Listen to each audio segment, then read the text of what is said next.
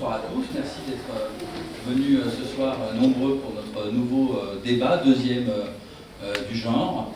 Je remercie la DAGP d'avoir accepté avec enthousiasme mon initiative d'organiser ces débats de manière trimestrielle, et spécialement Marianne Ferrifal, la directrice, Marlène Chalvin qui s'occupe de l'action culturelle, ici, et toutes les équipes. Donc j'ai intitulé ce deuxième débat « Artistes à tout prix », point d'interrogation, et je vais vous expliquer pourquoi en vous faisant un bref état des lieux du sujet et des raisons qui m'ont poussé à choisir ce sujet, puisque l'idée du débat, c'est de porter donc ici, en vrai, dans la vie réelle et en public, des débats qui agitent la twittosphère ou les réseaux sociaux ou les discussions de professionnels, mais qui intéressent tout le monde, y compris et au premier plan desquels les artistes. C'est pour ça que c'est très légitime de porter ces débats ici à la DAGP, puisque c'est le lieu des artistes. Comme je l'ai écrit dans ma petite introduction pour présenter ce débat, depuis près de 4 siècles, la vie artistique est rythmée par la remise de prix, de peinture, de sculpture, à commencer par le fameux prix de Rome, qui était le gage à l'époque d'une carrière toute tracée. Si à l'époque ce prix était l'apanage des académies, depuis évidemment de nombreux autres sont organisés, et je voudrais juste en citer quelques-uns parmi les plus réputés en France, qui sont aujourd'hui organisés non pas par l'État, mais par exemple par des collectionneurs, comme les principaux, un des plus connus d'entre eux, le prix Marcel Duchamp, mais il y en a plein d'autres, Art Collector, Studio Collector, Sam Art Projects, organisé par Sandra Muliez, et d'autres, des entreprises et des fondations, le prix Ricard étant le plus connu d'entre eux, mais aussi le prix Maïf, Révélation Emerige, le prix Carmignac, le prix Meurice pour l'art contemporain, le prix Antoine Marin, les Audi Talent Awards, parmi d'autres, et également les écoles d'art, et d'autres écoles d'ailleurs, le prix de Paris de l'école de Lyon, le prix Agnès B, le prix Tadeusz Ropac des Beaux-Arts de Paris, le prix Sciences Po, le prix Dauphine pour l'art contemporain, le prix Bosio Incognito qui est décerné à un diplômé de l'école d'art et de scénographie de Monaco, etc. Recevoir un de ces prix attire l'attention des professionnels et ouvre bien souvent droit à des résidences, des bourses, des expositions, des publications. Bref, c'est un véritable accélérateur de carrière. Au-delà de ces simples prix, stricto sensu, de toute façon, le système de l'appel à candidature et de la mise en compétition des artistes est aujourd'hui généralisé, aussi bien pour qu'ils accèdent à des bourses, du CNAP, de l'Institut français, à des résidences d'artistes, qu'elles soient d'ailleurs publiques ou privées, comme par exemple une des dernières années, la résidence Saint-Ange de la collectionneuse Colette Tornier, mais aussi à des publications, comme le prix Aïka de la critique d'art, et des salons, comme le Salon de Montrouge, que j'ai bien connu dans le passé, ou Jeunes Créations, qui sont déjà très sélectifs, décernent en plus des prix qui ouvre droit à une nouvelle étape dans ce début de carrière, comme par exemple une exposition au Palais de Tokyo pour ce qui concerne le prix du Salon de Montrouge. Naturellement, les jeunes artistes sont particulièrement concernés par ce phénomène, puisqu'ils sont d'une part souvent le vivier principal de ces prix, mais aussi parce que ces prix revêtent une importance pour eux particulière pour accéder aux outils de production et de promotion de leur pratique artistique. À l'image de nos sociétés, qui sont souvent décrites comme ultralibérales, cette mise en compétition des artistes est généralement ressentie ou présentée comme un darwinisme bienvenu.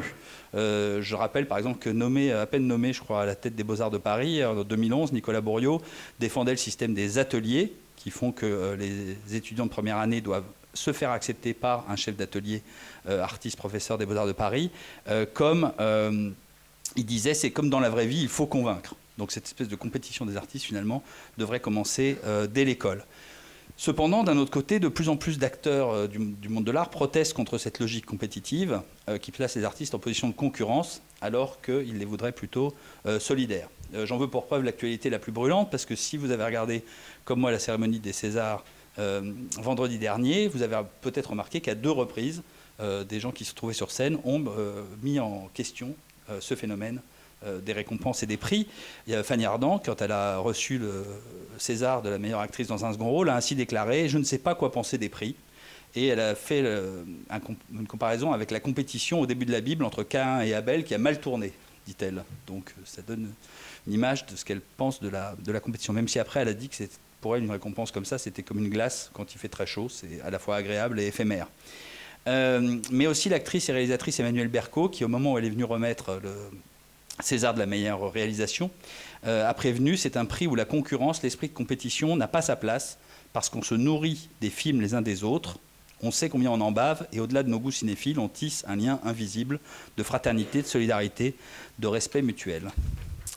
Donc de plus en plus d'artistes affichent ainsi leur scepticisme, voire leur hostilité envers ces processus de sélection qui engendrent une mise en concurrence. Une compétition entre des jeunes professionnels à la situation déjà précaire et fragile. Mais ils ne sont pas les seuls à remettre ces compétitions en cause. De plus en plus régulièrement, la critique peut porter sur les conditions de candidature, le processus de sélection, le jury, voire le sponsor du prix, à l'image du prix Meurice, dont l'édition 2019 a été annulée à la suite d'une campagne de protestation qui a été initiée par des artistes, Virgile Fraisse et Georgia René-Vance, contre le sultan du Brunei, qui était le mécène du prix, car ils ont relevé une incompatibilité entre la défense d'un programme progressiste, comme celui qui est affiché par l'art contemporain, et le financement du prix par l'argent d'un État répressif. En 2019 toujours, les finalistes du Belgian Art Prize, qui est le plus important prix d'art contemporain en Belgique, ont réagi à une polémique qui avait suivi leur nomination, puisqu'ils étaient 4 finalistes qui étaient 4 hommes, et 800 personnes du monde de l'art avaient signé une pétition pour dénoncer ce choix et en réclamant l'annulation du prix et ce qu'ils ont obtenu. Et l'association alors avait pris acte de cette annulation rendue nécessaire, mais en ces termes, que je vous cite, que les artistes ne puissent plus travailler sereinement sous la pression d'un débat sociétal et d'une polémique qui ne les vise pas personnellement.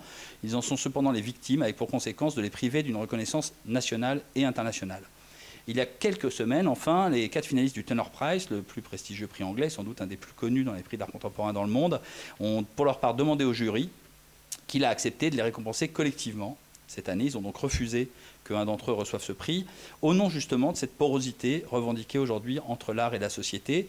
Et ils ont, voilà ce qu'ils ont écrit notamment au jury. En cette période de crise politique, en Grande-Bretagne et dans le monde entier, où il y a déjà énormément d'éléments qui divisent et isolent les personnes et les communautés, nous nous sentons fortement motivés pour profiter de l'occasion du prix pour faire une déclaration collective au nom du commun, de la multiplicité et de la solidarité dans l'art comme dans la société. Naturellement, la France n'est pas absente de ces débats, comme je l'ai déjà dit avec le prix Meurice, et même si la presse et les professionnels semblent largement soutenir ce système des prix, comme on le voit en octobre, au moment de la semaine de l'art contemporain, où le prix Ricard et le prix Marcel Duchamp bénéficient d'une forte visibilité, l'année 2019 a été marquée en France aussi par l'éruption du site collectif et anonyme documentation.art, que la critique Gilles Gasparina présentait en ces termes dans le quotidien Le Temps en décembre dernier. Dans cette lignée d'une transparence radicale, le site français de documentation.art s'est fait connaître cette année par la publication d'une série d'enquêtes dénonçant des positionnements artistiques réactionnaires, des nominations abusives ou des sponsorings toxiques. Plusieurs articles publiés sur ce site, auxquels je vous renvoie, ont fait beaucoup de bruit, notamment un des derniers consacré au problème de management de la gaieté lyrique, qui ont été repris dans un article du quotidien Libération.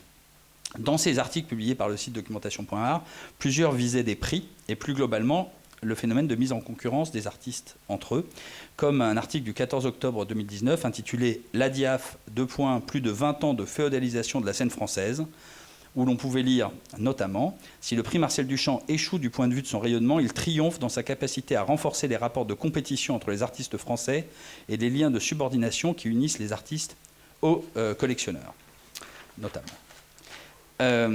Il y avait également un autre article qui parlait du prix Aware, qui est réservé, comme vous le savez sans doute, à des artistes femmes. Et là, le lendemain de la proclamation du prix 2019 au ministère de la Culture, le site documentation.art écrivait que les femmes soient moins représentées, moins soutenues, moins considérées, que leurs œuvres soient moins vendues, qu'elles soient moins primées. C'est un fait, personne ne l'apprend. La conséquence est en sus que pour les rendre visibles, il faille les mettre en compétition. Donc, je trouvais que ça méritait bien un débat, puisque l'actualité effectivement est là, et la question que j'ai résumée dans l'invitation, c'est si créer est une vocation, montrer son travail et vivre de sa production des aspirations légitimes, faut-il se battre pour devenir artiste à tout prix ? Alors, pour en débattre, nous avons un très beau plateau et ça promet une discussion intéressante. À ma droite, Colette Barbier, directrice de la fondation d'entreprise Ricard, créatrice et organisatrice du prix Ricard depuis 1999.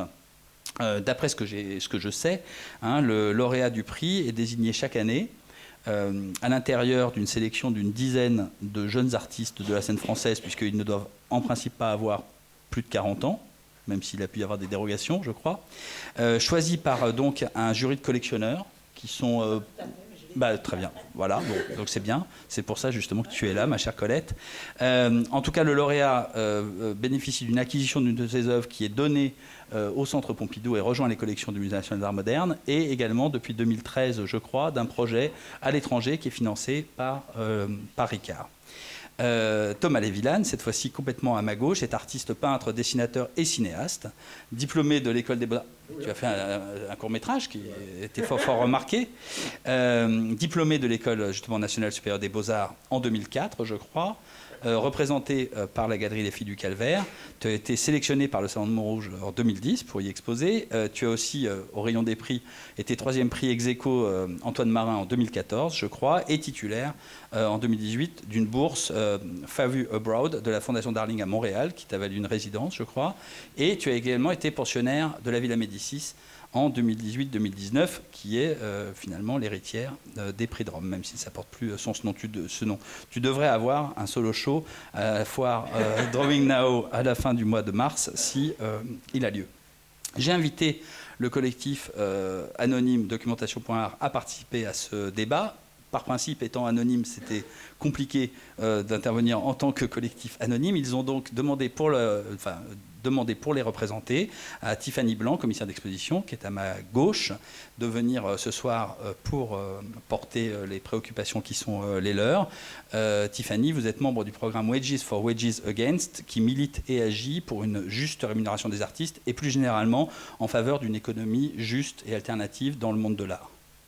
Voilà. Donc, je vous propose de procéder ainsi. Maintenant que moi, ça y est, j'ai parlé, vous ne m'entendrez plus. Je vais donner la parole d'abord à chacun de mes invités pour qu'ils nous disent quelle est leur relation personnelle à cette question des prix, leur pratique, leur expérience. Et puis ensuite, ils pourront débattre entre eux. Et puis naturellement, on compte aussi beaucoup sur votre participation, vos questions dans un troisième temps du débat. Donc Colette, justement, tu m'as repris, donc tu vas pouvoir le faire maintenant avec le micro et nous expliquer quelle idée t'a amené à créer le prix Ricard, comment ça se passe, comment ça évolue et comment tu observes la place de ce prix dans l'écosystème de l'art en France. Merci Stéphane pour cette invitation. Donc ça remonte loin puisque c'était en 99 que nous avons créé le prix Fondation Ricard, à une époque où, pour ainsi dire, aucun prix, tout du moins de ceux que tu as cités, n'existait. Le prix Marcel Duchamp n'existait pas. Enfin bon, il y avait peut-être quelques prix, mais il n'y avait, pour ainsi dire, pas de prix. Et c'est vrai que c'est suite à des discussions avec des galeries, mais aussi avec des artistes, et avec bien sûr l'équipe de la Fondation, où on s'est posé la question de créer un prix. Et rapidement, on s'est dit, oui, mais comment créer un prix ? Comment décider quel artiste va avoir un prix ? Donc, on s'est dit qu'on allait faire comme notre travail, comme le travail qu'on fait toute l'année, c'est-à-dire que ce n'est pas nous qui allons choisir les artistes, on va inviter un commissaire que nous aurons repéré comme étant très actif sur la scène française, ayant une bonne connaissance de cette scène. Donc on l'invite, ensuite on lui donne totale liberté de choisir les artistes qu'il veut, avec une limite d'âge, c'est 40 ans, sauf qu'à chaque fois qu'ils m'ont dit « Oui, mais Colette, celui-ci, il a 42, on aimerait bien le mettre et tout », à chaque fois, on a dit oui. Donc voilà, il y a toujours eu des petits changements comme ça, des possibilités de modifier un petit peu ce règlement. Et au départ, nous avions décidé, pour le jury, d'inviter une large assemblée de collectionneurs pour éviter justement que ce soit qu'un petit noyau de personnes qui choisissent et qui élisent le prix. Et donc nous avions fait appel, toujours dans cette idée de dire ne choisissons pas les collectionneurs parce qu'après on va nous taxer d'avoir choisi les personnes. Choisissons des collectionneurs dépendants d'amis de musées. Donc au début, il y avait même le FRAC de Lille, il y a eu le Vils, le Centre Pompidou, les Amis du Palais de Tokyo, le Jeu de Paume, enfin voilà. Et on leur demandait 5, 10 collectionneurs pour venir, à un moment, pendant l'exposition, pouvoir voter sur ce prix. Mais si vous voulez, nous, ce qui est important, dès le départ, c'était pas tant le prix que l'exposition qui mettait en scène des artistes particulièrement actifs sur la scène à un moment donné de leur carrière, du début de leur carrière. Et en fait, le prix, c'était la cerise sur le gâteau. Et pour vous raconter toute l'histoire de ce prix, déjà, on a changé le jury au fil des années. À un moment, on a discuté avec un commissaire, pour ne pas le nommer, c'est François Piron, qui me dit, Colette, quand même, il ne devrait pas y avoir que des collectionneurs, il devrait y avoir aussi des commissaires. Donc on a décidé de mettre dans ce jury l'ensemble des curateurs qui avaient fait ce prix auparavant. Donc aujourd'hui, ça veut dire qu'il y a plus de 22 commissaires qui votent dans ce prix. Donc autant de collectionneurs qui sont en moins, en revanche, parce qu'on n'a pas voulu grossir le prix. Et quand Nel a fait le prix, Nel aussi m'a dit, mais Colette, nous aussi on voudrait voter. Donc, et moi j'ai trouvé que c'était une bonne idée. D'abord, on est assez à l'écoute de ce que nous disent les artistes, les commissaires. Et on a décidé que tous ceux qui avaient eu le prix pourraient voter. Donc aujourd'hui, ça veut dire qu'il y a 23, je crois, personnes qui votent, 23 artistes qui votent, une vingtaine de commissaires, et puis encore aujourd'hui, mais on va essayer de passer à un tiers, des collectionneurs qui seront issus d'amis de musées. Donc ça, c'est pour la composition du jury qui est déposée chez un huissier, la liste, voilà, au tout début de l'exposition, pour montrer que c'est totalement transparent. Ensuite, le prix. La première année, on a donc décidé d'acheter une œuvre à l'artiste qui était primé. Et voilà, donc on a voulu la présenter au Centre Pompidou à l'époque, il y a 22 ans, montrer une œuvre quand on est un artiste de 25, 30 ou 35 ans, peut-être que c'était Didier Marcel le premier, je pense qu'il avait presque une quarantaine d'années, d'avoir une œuvre qui est montrée au Centre Pompidou, parce qu'on n'avait pas eu encore la possibilité de l'intégrer dans les collections. Mais rapidement, nous, on a proposé au Centre, on a dit, bon, écoutez, on n'a pas... moi, j'ai jamais soutenu le fait de faire une collection d'entreprise, c'était pas ça ce dont on avait envie. Donc on a décidé qu'on ferait don de l'œuvre au Centre Pompidou, tout en sachant que le Centre Pompidou a le droit de refuser, puisque ça rentre, il y a des conservateurs, etc., et c'est normal. Et donc ça se passe comme ça. Et puis... tu as dit en quelle année ? Il y a quelques années, on a décidé, au-delà de ce prix, donc qui est l'achat d'une œuvre, c'est de financer un projet. Ça peut être une exposition, ça peut être une édition, ça peut être une coproduction, comme on va le faire avec Caroline Mesquita là au Brésil. Son exposition ouvre la semaine prochaine, de financer un projet. Donc, il nous a semblé que ce prix était assez... mais évidemment, il y a toujours un gagnant, mais ça nous a semblé assez juste. Très bien, effectivement, on a appris des choses. Moi, je ne savais pas qui étaient les votants. D'ailleurs, ça s'est vu quand je t'ai présenté. Donc maintenant, on le sait et vous le saurez aussi. Alors peut-être que Thomas, maintenant, Lévilan, pourrait nous donner son expérience d'artiste. J'ai cité volontairement quelques prix ou distinctions, et donc peut-être que tu peux rebondir là-dessus. Aussi bien d'ailleurs, parce que j'en ai parlé aux Beaux-Arts de Paris déjà, comment il faut se vendre, entre guillemets, à un chef d'atelier, mais aussi évidemment la Villa Médicis, enfin, et dans l'ensemble de ton parcours d'artiste. Alors, bonjour. Moi, ça m'a beaucoup amusé quand tu m'as proposé de venir, puisque je dois dire que je ne me vis pas comme un winner. Je pense même que presque tout mon parcours est un parcours de loose, mais de loose acharné qui se tient.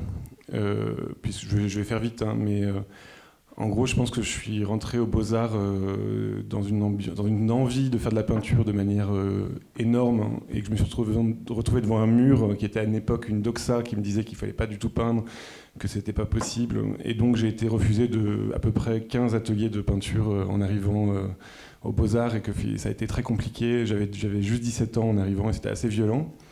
Surtout qu'évidemment, en étudiant, on pense qu'on va être accepté tout de suite, et en fait non, il y a encore comme on a été pris, non, en fait il faut essayer d'être pris par des gens. J'ai un souvenir par exemple de Alberola qui m'a dit on prend pas les peintres abstraits ici, je sais pas pourquoi, mais voilà. Je suis pas allé plus loin avec lui. Et ensuite, quand on est étudiant aux Beaux-Arts, l'horizon incroyable, c'est le diplôme. Et c'est encore assez dingue de voir comment les écoles sont organisées pour le diplôme, alors qu'évidemment le diplôme ne sert absolument à rien. Et peut-être un petit peu plus pour les prix et tout ça, mais enfin, disons qu'il y a une grosse pression sur les étudiants là-dessus, ce qui me paraît complètement absurde. dans la mesure où moi j'avais la pression là-dessus en faisant de la peinture, en sachant très bien que j'allais pas être pris avec les félicitations, sachant et dans l'exposition de mon année, il y avait des peintres comme Damien Cadio, comme Katharina Zimke, qui sont des peintres qui tiennent encore aujourd'hui, et aucun de nous a été primé. Voilà. Donc c'était la première partie de mon échec. Pardon, parce que je précise, effectivement, j'aurais pu le citer, mais aux Beaux-Arts de Paris, traditionnellement, il y a une exposition des artistes qui ont reçu les félicitations du jury au moment du diplôme et qui sont les seuls à avoir le droit à exposer ensuite c'était une manière leur de travail distinction, de sortie. Voilà, une distinction. Voilà. Et ensuite, il y a cette fameuse chose que tout le monde connaît qui s'appelle le vide. Et après, c'est une question pour un artiste, c'est une question de tenir. Il y a un texte qui a beaucoup influencé des gens de ma génération qui s'appelle Rester vivant de Michel Houellebecq, et c'est vraiment ça, c'est comment rester vivant et être prêt à peu près. Alors c'est pas une génération très politique, je crois que c'est une génération un peu chacun pour soi dans son coin à faire la queue aux mêmes endroits en pensant que ça va y arriver. Je suis très heureux de voir que ça s'organise autrement peut-être aujourd'hui, mais à ce moment-là c'était un peu ça l'ambiance, et il n'y avait pas de réseaux sociaux, il n'y avait même presque pas d'internet, voilà. Et d'un coup, je dois dire que mon arrivée dans le monde de l'art, c'est dû à Montrouge, au salon de Montrouge, donc j'avais déjà 30 ans, j'ai déjà passé 10 ans à travailler, et Jeune Création, où là, d'un coup, on est vu par tous les gens du milieu de l'art, et ça n'a pas marché non plus, c'est-à-dire que j'ai pas trouvé de galerie, j'ai pas trouvé de galerie tout de suite, ni rien, mais j'ai continué, et j'ai trouvé une galerie ensuite. Enfin, ouais. Après, j'ai une vie et je gagne ma vie depuis presque 15 ans en faisant que de la peinture. Mais me se pose la question des prix, parce que d'un coup, je me retrouve à moi vouloir faire tous les prix. Je suis un peu foufou, j'ai le temps, j'ai envie de faire d'être partout. C'est normal, c'est mon travail d'artiste de vouloir me montrer. Et évidemment, ma masse d'échecs est vraiment, vraiment beaucoup plus grande que ma masse de réussite, parce que je dois avoir des centaines de lettres de refus, sachant que j'avoue que j'ai postulé un peu à chaque fois avec candeur et générosité à peu près à tout. J'ai même postulé à l'Académie pour être académicien des Beaux-Arts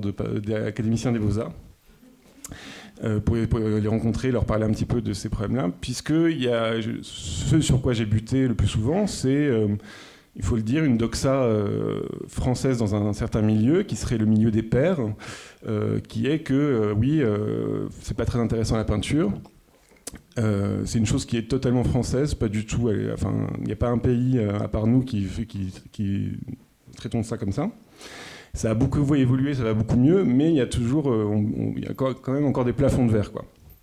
Et donc maintenant, mes réussites, parce que j'en ai eu, et c'est une chose qui m'intéresse, parce que d'un coup, moi j'ai réussi quand c'était pas comme d'habitude. Donc par exemple le prix FAO, qui est le prix Follow Art With Us, qui est organisé par Béatrice Scott, qui tient un groupe de collectionneurs, un petit groupe de collectionneurs comme ça, qui ont voulu envoyer des artistes à l'étranger. Elle m'a proposé d'y participer, et pour le coup, le jury, c'était eux-mêmes pour la première année, et hop, j'ai été pris. Depuis, elle a pris un pôle avec des pairs qui choisissent. Et évidemment, j'aurais jamais eu l'occasion d'être pris de cette manière-là. Pour ce qui est de la Villa Médicis, je pense que j'ai été pris pour 3 raisons. Il y a une raison, c'est que j'avais envoyé une lettre très agressive parce qu'en fait, ils demandaient d'avoir un projet. Or, c'est une chose que demandent beaucoup les concours, les choses comme ça, c'est d'avoir des projets. Ce que je pense être quelque chose de très infantilisant pour les artistes, et qu'il faut peut-être arrêter de demander d'avoir des projets. Nous, on ne fait pas des projets, on fait des aventures. On ne sait pas du tout ce qui a passé 1 an à la Villa Médicis. Moi, je ne sais pas ce que ça va me faire dans mon corps, dans ma vie, dans mon travail. Et vaut mieux essayer, vaut mieux me faire confiance, voir que j'ai travaillé quand même depuis, que je suis assez généreux, que j'ai fait plein de choses. Et donc me faire confiance et dire, on va croire en lui, plutôt que demander un projet très précis, presque des fois budgétisé, tout ça qui me paraît... Et tout le monde fait semblant de faire des faux projets, et après on fait un vrai projet, et donc d'un coup c'est 2 fois plus de travail pour tout le monde, mais enfin bon, ça c'est un autre problème. Et la deuxième raison pour laquelle j'ai été pris, c'est que je m'ennuie un peu des fois dans le monde de l'art, je vais faire un peu de cinéma, j'ai des amis écrivains, c'est-à-dire que je vais dans un milieu un peu plus ouvert que le milieu de l'art contemporain. Ce qui fait qu'au final, ça donne de l'énergie, parce que dans d'autres milieux, pour le coup, je suis un petit peu plus reconnu, un peu plus aimé, un petit peu plus cajolé, voilà. Mais c'est vrai, hein. Et enfin, la dernière chose qui a été vraiment importante, c'est que ce jury, qui est un peu mystérieux, parce qu'on a des fantasmes sur la Villa Médicis, comme c'est un endroit un peu lointain et tout ça, et en fait c'est un jury, ils sont assez francs, tout est sur le site de la Villa Médicis, on a le nom, on a les gens, la composition du jury, on a même les rapports de comment ça s'est passé les autres jurys des années d'après, donc on peut tout lire, enfin vraiment tout est vraiment très transparent, même si ça fait fantasmer. Et c'est un jury d'artistes, en fait. C'est-à-dire qu'il y a un historien de l'art, il y a le directeur ou la directrice de la Villa Médicis, mais il y a surtout un écrivain, un architecte, un musicien, et qui sont des gens qui sont en pleine, qui sont en pleine activité. Et donc là, en fait, c'était très agréable, je dois dire, comme oral, parce que d'un coup, on parlait pratique, on parlait pas théorie ou quoi que ce soit, on parlait, voilà, moi j'ai besoin de temps et d'espace, là je suis fatigué, sauvez-moi, quoi. Et je pense que ça c'est passé, c'est comme ça que c'est passé, quoi, à une espèce de franchise. Et ça, c'est une chose que, bon, que je me pose souvent cette question-là, c'est la différence entre être jugé par des pairs ou être jugé par des frères, quoi. Voilà, c'est-à-dire qu'entre artistes, je pense que on comprend à peu près, on a à peu près les mêmes des préoccupations communes. Quand c'est des papas ou où on est jugé comme ça, il y a des mamans, bien sûr, non, évidemment. Quand c'est des papas ou des mamans, pardon. Quand c'est des papas-mamans, je trouve que ça pose des questions. Surtout quand d'un coup on se rend compte que y a un petit peu d'aspect moutonnier, c'est-à-dire que quand ça marche pour un, en fait il va souvent faire le tour des popotes, ça va marcher comme ça. Et je pense que c'est pas très bon pour un artiste non plus, parce qu'après il faut tenir et il faut changer, il faut évoluer, et d'un coup ça peut être un peu voilà. Et donc en fait, si je dois conclure, je dirais qu'il y a une forme de liberté à être un petit peu dans cette marge-là, comme ça. Merci Thomas, je pense qu'on aura l'occasion de revenir effectivement sur l'organisation même des prix, les jurys, les processus de sélection, etc. On y reviendra peut-être après, peut-être que Tiffany peut, si tu veux bien lâcher ton micro, Thomas, voilà. Tiffany va Tiffany Blanc va elle-même nous dire ce que ça lui évoque comme ça tout de suite, cette question des prix, son expérience. Oui, alors peut-être pour refaire un peu l'historique aussi de ma prise de position peut-être plus individuelle. J'ai personnellement en fait participé à la rédaction de cette tribune dont tu as évoqué l'existence contre le prix Aware à l'époque, il y a 1 an à peu près. Et donc pour revenir un peu peut-être sur ce qui m'a mené à prendre ces positions-là à un moment donné dans ma carrière, disons qu'après 10 ans d'indépendance, de travail plutôt dans l'alternative de l'art, dans les lieux indépendants, les lieux un peu off, on va dire, du système officiel, mais aussi les lieux officiels. J'ai participé à des expositions dans des institutions importantes en tant que commissaire. On a fait le constat avec une amie et collègue qu'on avait énormément de mal à obtenir une juste rémunération et une reconnaissance de notre travail, que c'était encore plus difficile de négocier ces choses quand on était des personnes en situation de faiblesse, on va dire. Alors je vais tout de suite lancer les mots, des femmes souvent peut-être avec moins de place ou de présence, on va dire médiatique, ou en tout cas de possibilité en fait de négocier ces choses, et que en fait la précarité était vraiment un problème qu'on avait assimilé à un point où on savait même plus exactement pourquoi on faisait ça et quelles étaient les raisons de l'impression de notre échec à en vivre. Et en fait, on s'est rendu compte en commençant à en parler autour de nous que c'était pas du tout un problème isolé, qu'on n'était pas du tout les seuls à ressentir ça, mais qu'en fait, c'était plutôt un état général de beaucoup d'artistes autour de nous. Moi, j'étais professeure à l'époque et je voyais en fait qu'à l'école d'art, on mettait en compétition les étudiants, un peu comme tu as décrit aux Beaux-Arts de Paris. Moi, c'était à Genève, en l'occurrence, à l'époque. Qu'on les individualisait énormément. On leur disait, voilà, il faut que tu aies ta propre pratique, il faut que tu construises ta carrière. Effectivement, le diplôme était l'objectif ultime, mais en fait, on leur disait jamais que ce diplôme, effectivement, leur servirait à rien, parce que de toute façon, il n'y a pas de statut après l'école, il n'y a même pas d'emploi, on ne peut même pas s'inscrire comme demandeur d'emploi, vu que la profession d'artiste n'existe pas. Et en fait, prendre conscience de tout ça, pour moi, a été un véritable retournement, en fait, de tout ce en quoi j'avais cru et en quoi je pensais, ce que je pensais être le sens de ma vie et de mon travail dans l'art. Et ça a été assez bouleversant. Et donc, en fait, c'est pour ça qu'on a décidé de fonder un collectif, Wages for Wages Against, plutôt qu'un programme. C'est plutôt un collectif qui milite justement pour faire reconnaître ce problème de la précarité dans le monde de l'art et exiger par de différentes manières des institutions qu'elles se positionnent de manière claire et qu'elles avancent en fait sur ces questions-là en prenant des décisions, en essayant d'agir à la fois à l'intérieur de l'institution, par des actes militants, par la dénonciation de systèmes existants. Par exemple, la question du prix, en tout cas pour nous, a toujours été aussi un vrai sujet de débat, enfin en tout cas de choses à combattre, parce qu'on avait l'impression justement que c'était une manière aussi de mettre les artistes, comme on l'a dit bien sûr, en compétition les uns avec les autres, et aussi de leur faire croire que cette histoire de la visibilité, donc l'artiste qui va être sélectionné par qui, pourquoi, selon quels critères, on va certainement en parler, aura plus de chances de réussir que les autres, parce que les autres, finalement, s'ils n'ont pas été choisis, c'est qu'ils sont plus mauvais que l'artiste qui a été sélectionné. Mais selon quels critères, en fait? Qui sont les personnes qui décident qui gagnent ces prix? Est-ce qu'on n'a pas le risque de reproduire justement des schémas d'exclusion? Le fait que ce soit moins de femmes racisées, moins de personnes trans, voilà. Je vais pas commencer tout de suite à remettre toutes les questions sur la table, mais en fait, la reproduction de ces schémas, elle est problématique. Et aussi, alors la première fois qu'on s'est un peu rebellé contre un des prix, c'était des bourses de la ville de Genève. Donc c'est des bourses pour lesquelles des jeunes artistes sont invités à postuler. Il y a une présélection qui est faite sur dossier, et après il y a, je crois, 3 lauréats qui se répartissent chacun. Ils ont, je crois, chacun un prix de 10 000 francs suisses. Mais pour ces prix, pour ces bourses, l'artiste doit produire une pièce. Souvent, c'est des jeunes artistes qui sortent de l'école, donc on imagine avec peu de moyens.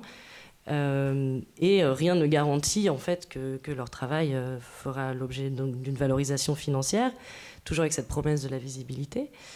Et donc, en fait, on a exigé, au moment du vernissage d'un de ces prix, on a placardé, on a un peu parasité leur communication en écrivant, 0 €, c'est le prix le budget de production des bourses de la ville de Genève. Donc, on a exigé, par cette action, à ce que la ville de Genève statue sur le fait qu'au moins tous les artistes bénéficient d'un budget de production et d'une rémunération pour leur participation au prix. C'était pour nous au moins une condition nécessaire pour que ces choses puissent se dérouler dans un contexte qui nous paraissait un tout petit peu plus égalitaire. Pour en arriver peut-être au prix Aware, à l'époque, j'étais en contact beaucoup avec une artiste qui était sélectionnée au prix Aware. Peut-être que je reviendrai là-dessus après, parce que ces débats-là n'ont pas lieu que sur les réseaux sociaux. Il faut savoir qu'en fait, il y a des actions qui sont menées, des gens qui se rencontrent, qui parlent de ces choses-là. Moi, j'ai enseigné sur ces questions-là, donc j'ai rencontré des étudiants à Cergy, ailleurs, qui sont extrêmement mobilisés sur ces questions. En ce moment, il y a un climat social en France qui fait que les gens se mobilisent aussi dans la vraie vie. Et que souvent, en fait, peut-être ce qu'on voit aussi sur les réseaux sociaux et ce qu'on entend, c'est une partie, en fait, visible de l'iceberg, on va dire, qui j'ose espérer, bouillonne en dessous. Enfin, je dis j'ose espérer, mais j'en ai quand même aussi la conviction pour l'avoir vécu. Donc le prix Aware, c'était aussi de se dire, mais le ministère de la Culture, je vous invite à lire la tribune, mais le ministère de la Culture a décidé que pour valoriser le travail des femmes, il fallait faire un prix qui donc, va sélectionner une femme de plus, donc c'est toujours ces critères aussi assez étranges, de plus de 50 ans et une femme de moins de 30 ans. Voilà, une jeune artiste, une vieille artiste. Bon, je pense que voilà, il y a des jeunes artistes de 60 ans et des vieilles artistes de 30 ans, mais on peut en débattre aussi. Et puis, du coup, donc, on va visibiliser le travail des femmes, mais sans à aucun moment donné poser des questions beaucoup plus globales sur le fait que les femmes sont souvent les plus précarisées, et surtout et encore au sein du milieu de l'art, et que voilà, ces débats-là, ils nécessitent plus qu'un prix, et que en fait, tout ça souvent sert des projets de communication et de valorisation d'une politique qui en fait fait exactement l'inverse derrière. Alors, merci, c'est bien, on est dans le cœur du sujet. Donc, juste pour préciser, à ma connaissance, Aware n'est pas un prix du ministère de la Culture, mais d'une association qui a été créée par Camille Morino pour donner de la visibilité à des artistes femmes. Mais le ministère le soutient et l'accueille. Je crois que voilà, c'est juste pour être. Voilà. D'autre part, je n'ai pas dit effectivement que ces débats n'existaient pas, parce que c'est d'ailleurs la raison pour laquelle vous êtes là. Cette prise de position existe, mais il n'y a peut-être pas de débat, c'est-à-dire qu'il n'y a peut-être pas de discussion entre personnes qui ont des points de vue radicalement opposés sur la question. Et j'imagine que Colette Barbier, vers qui je me tourne maintenant, n'a pas la même position sur l'organisation des prix que celle que vous venez d'exprimer. Et je trouve que c'est intéressant que vous les exprimiez ensemble, devant la même assemblée, et qu'on puisse en discuter tous ensemble, déjà entre nous et avec le public. Et justement, là, à mon avis, on est au cœur de la raison pour laquelle moi j'ai eu l'idée de faire ces débats. C'est que je pense que ce qui est intéressant, c'est de demander à Colette Barbier si elle entend ce que vous dites, qu'est-ce qu'elle en pense. Est-ce qu'elle pense que... qu'est-ce qu'elle pense à la lumière de ce que vous venez de dire, de l'organisation de son prix? Est-ce que les choses sont radicalement différentes et ne doivent pas évoluer? Est-ce qu'elle entend des choses que vous dites et qui pourraient faire évoluer son prix? Voilà, c'est ça qui m'intéresse. Ben, moi, je ne me sens pas en total désaccord avec ce que je viens d'entendre, hein, pas du tout. Nous, on se pose beaucoup toutes ces questions de rémunération des artistes, de visibilité, pourquoi on fait un prix. C'est pour ça aussi qu'on a essayé de faire une construction dans ce prix qui soit la plus, évidemment, c'est jamais parfaitement juste, mais la plus correcte possible. C'est-à-dire que nous, Fondation Ricard, on a juste le pouvoir de choisir le commissaire. Ensuite, le commissaire, il a le pouvoir de choisir les artistes. Et enfin, le collectionneur ou les artistes ou les commissaires ont le pouvoir de désigner une personne, mais c'est dans un groupe suffisamment large pour qu'il ne puisse pas y avoir d'entente avant. Donc, moi, quand je nomme Lilou Vidal pour le 22e prix, là, vous venez d'avoir l'information, je ne sais absolument pas à ce jour qui y aura dans le prix. Hein, et je ne sais encore bien moins qui aura le prix.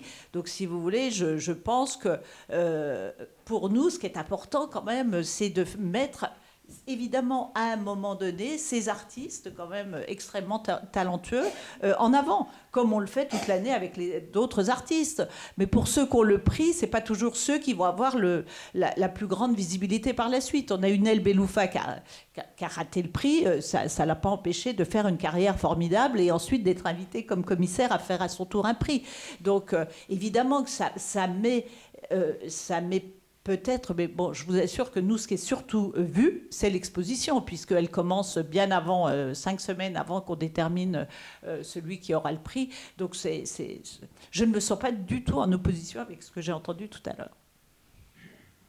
Effectivement, ce qui est intéressant, dans la manière, comme tu as rappelé l'historique du prix, en fait, c'est qu'en 99, vous étiez sans doute les premiers à avoir l'intuition que pendant cette semaine de l'art contemporain en octobre, il manquait un peu de visibilité pour la scène française, et maintenant c'est quelque chose qui va devenir, je crois, une réalité très concrète, puisqu'il y a beaucoup d'institutions et de gens qui réfléchissent à faire des choses autour de la scène française. Mais par exemple, ça, c'était une intuition, effectivement, que vous avez eue. Il faut rappeler que le paysage, effectivement, était différent. Néanmoins, dans le processus du prix tel qu'il se déroule, et là, je pense que ça nous amène déjà à un premier distinguo, c'est que chez vous, c'est une forme de cooptation que tu peux présenter comme étant positive, dans le sens où tu changes. Il y a d'ailleurs des critiques d'art, des commissaires d'exposition, des artistes qui peuvent être commissaires, ce qui montre une certaine diversité, une attention à une certaine diversité de profils, mais néanmoins, tu choisis souverainement je pense, un commissaire qui choisit souverainement 10 artistes, et ensuite il va y en avoir un qui va quand même, et c'est un accélérateur de carrière énorme, se retrouver dans les collections du Centre Pompidou. Non, mais c'est quand même énorme, une c'est d'être dans légitimité. l'exposition. C'est ce que écrivait le site documentation.art à propos de la DIAF.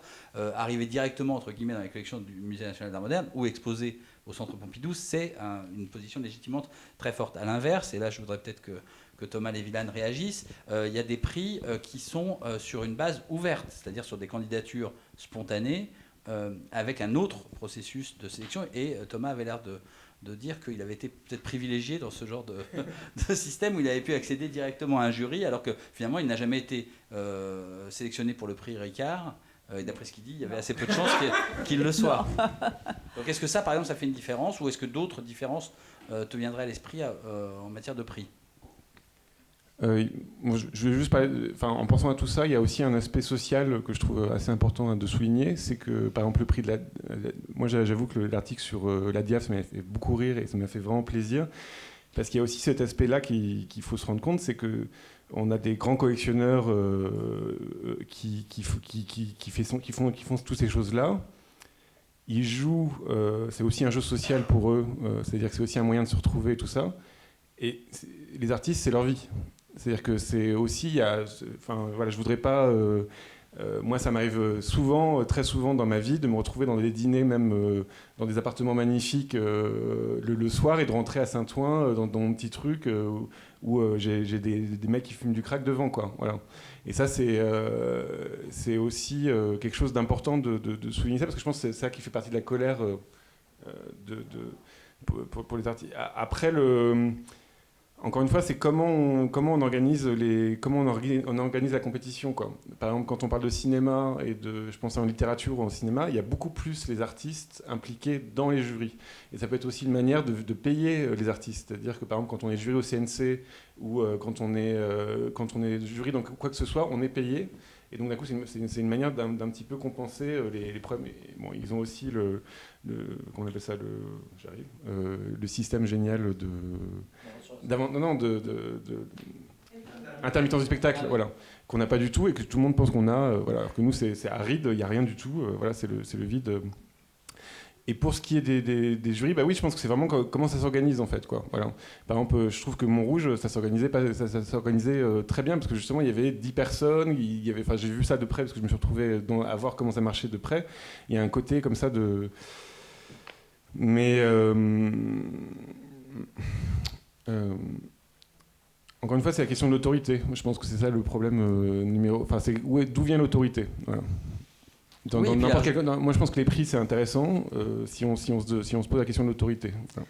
Mais je ne suis pas sûr, justement, ça m'intéresse que Tiffany réagisse là-dessus, parce que j'ai l'impression que c'est une position plus radicale de dire finalement les artistes sont dans une position de précarité et on leur met une précarité supplémentaire qui est celle de la mise en concurrence, il me semble.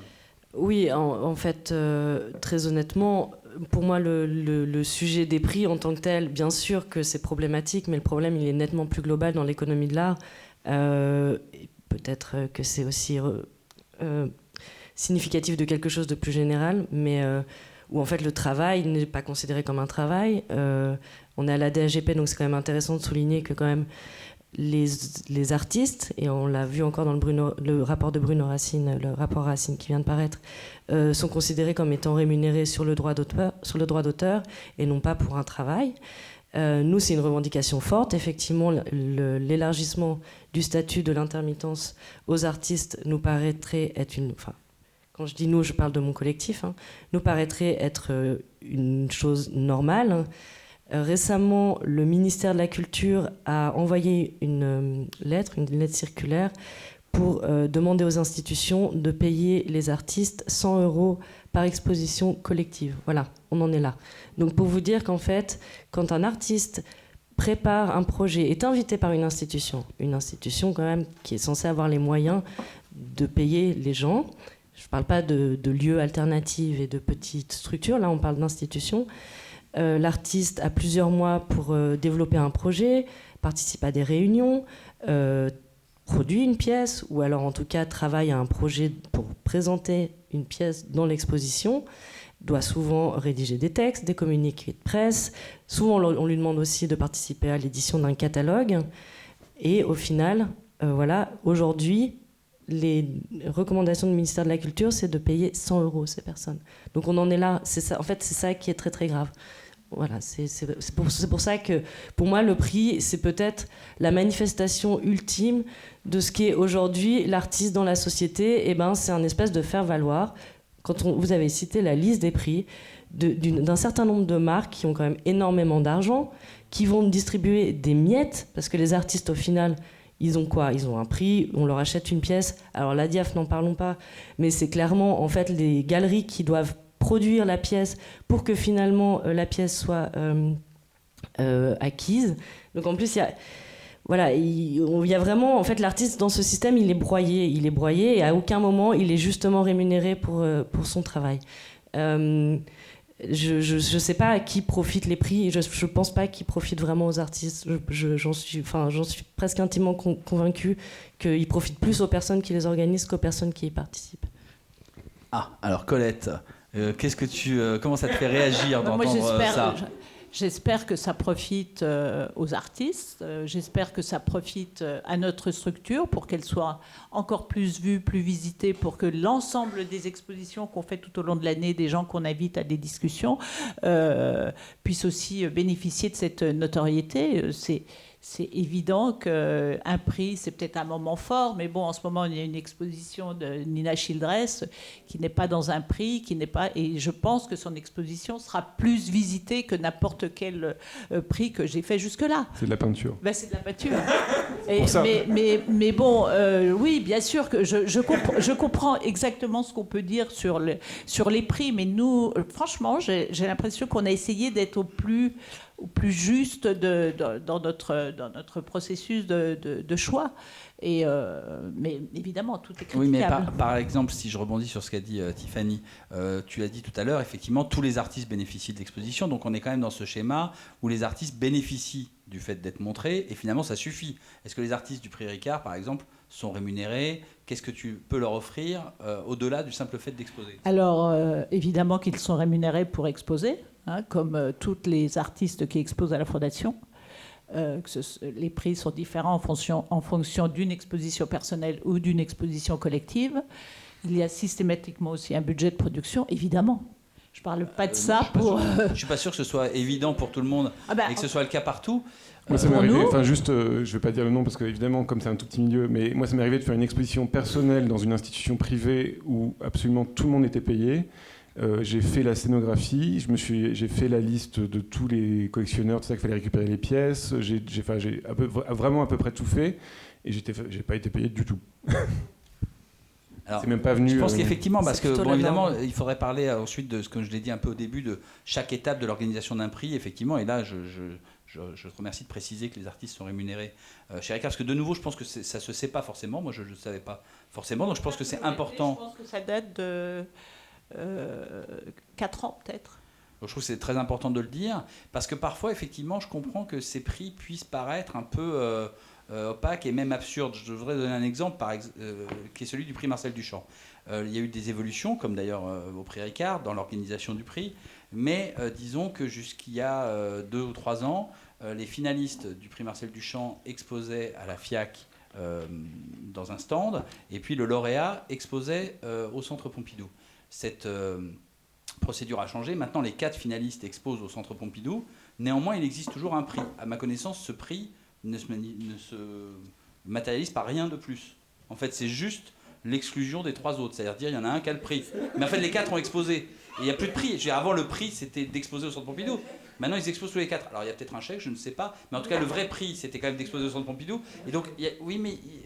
Enfin, je ne sais pas, parce que pour l'instant, le prix Marcel Duchamp, effectivement, n'était pas réputé pour être spécialement intéressant financièrement, puisque en général, le prix, effectivement, ne compensait pas du tout les coûts de production que les artistes et les galeries pouvaient avoir au Centre Pompidou. Donc, on s'interroge, effectivement, s'il n'y a pas une vraie logique de prix qui serait une logique d'exclusion plus qu'une logique d'inclusion. Hein, Thomas ? Non, mais après, c'est toujours le danger, c'est que quand on critique toutes ces choses-là, on va nous dire ah oui, mais à ce moment-là, on fait quand même quelque chose pour vous, mais c'est un scandale, mais vous voulez quoi qu'on baisse les budgets? Mais enfin, il y a ce problème-là dans la critique sur que ce soit le ministère de la Culture ou la culture en général, il y a toujours cette critique-là.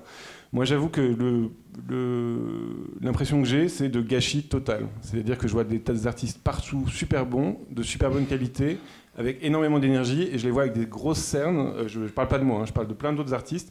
Je les vois avec des grosses cernes, je les vois souffrir, je les vois s'épuiser. Et évidemment que l'horizon, c'est de devenir prof. Et voilà. Et donc, ce que je veux dire, c'est qu'il y a tout un marché, à mon avis, qui n'est pas du tout assez développé. Et je trouve que collectionneur. Tu penses que c'est à cause des prix? Non, mais c'est une question. Non, je pense pas que c'est à cause des prix. Non, je pense que c'est à cause. En vrai, je pense qu'il y a une partie qui est à cause des prix, parce que c'est le vernis de snobisme qui est là-dedans. Il y a le vernis social qui est là-dedans. C'est-à-dire que je pense que ça pourrait être beaucoup plus populaire, l'art contemporain, beaucoup plus ouvert et avec beaucoup plus de gens de passage. Je pense que de l'argent, il y en a plein partout en France et que c'est pas vrai du tout que. Je pense que ça pourrait être beaucoup plus un marché beaucoup plus gros que ce qu'on en veut. Voilà. Et donc pour ça, il faut à mon avis, à mon humble avis, il faut peut-être arrêter le côté groupe étroit comme ça. Enfin, voilà. Alors, je pense que... Pardon, Tiffany. Non, Non, je voulais dire, je l'avais souligné aussi un peu en introduction, je pense que cette logique de compétition, de prix, s'exerce spécialement sur les jeunes artistes, puisque ça participe, c'est un processus de sélection, j'ai dit darwinienne, qui est celui de l'émergence, finalement. C'est-à-dire qu'il y a beaucoup d'artistes qui prétendent à une visibilité, ce qui est bien normal. Il y a relativement peu de place, et on organise cette sélection de manière darwinienne, aujourd'hui, très largement. Vas-y, Thomas. Non, mais c'est juste... Thomas bouillonne. Non, mais c'est juste, ça me fait rire, parce que parce qu'il y a une autre étape après être jeune artiste, c'est être artiste. Et là, en fait, il n'y a plus de prix. C'est-à-dire qu'il y a beaucoup moins de prix. Il y a toute une flambée de choses pour les jeunes artistes. Et là, après, il n'y a plus qu'à attendre d'être un vieux. Non, Voilà. il y a surtout à attendre que le marché de l'art décide que notre travail peut être valorisé dans un marché qui est quand même hautement compétitif et spéculatif. Du coup, c'est la seule issue, en fait, à peu près, pour un artiste. Donc, l'émergence et l'entrée dans une économie de l'art. Il y en a pas. Et encore une fois, des winners, moi j'en connais plein, et j'en ai vu plein, notamment par exemple quand j'étais en école d'art dans les années 2000, on m'a donné plein de noms comme ça qui étaient les winners, et ils n'existent plus du tout aujourd'hui. C'est-à-dire que ça, c'est une phrase, c'est assez rigolo. Là, en vieillissant, je trouve ça vraiment rigolo de voir par exemple un peintre comme Gilles Ayot qui était complètement honni dans les années 2000 mais on lui crachait dessus dans les écoles. Hein. C'est-à-dire vraiment, moi j'adorais déjà, et voilà. Et de le voir aujourd'hui ressorti par les étudiants et tout ça, c'est magnifique de se dire, bon bah voilà, le temps fera son œuvre, mais en attendant, on perd de l'énergie, et ça fait pas des très bons artistes, parce que moi je crois qu'un bon artiste, c'est quelqu'un qui a un bon rapport avec la société et qui peut s'épanouir.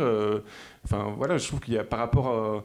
Entre Jeff Koons et la ville de Paris, bah, je trouve que la ville de Paris elle aurait dû faire beaucoup plus de choses pour les artistes d'aujourd'hui. Enfin, voilà, et je pense que c'est de la mauvaise économie. Là, je parle en termes économiques. Je pense qu'on a tous à y perdre, parce que entre l'artiste excellent qui fait sa 10e exposition dans sa même galerie et qui ne va pas décoller, et enfin, il y a une énergie comme ça qui se perd, et moi je vois mes amis qui commencent à arrêter d'avoir des galeries parce que de toute façon ils n'ont pas envie d'être que leur budget soit la sécurité du budget de la galerie, parce que c'est extrêmement dur d'être galeriste aussi.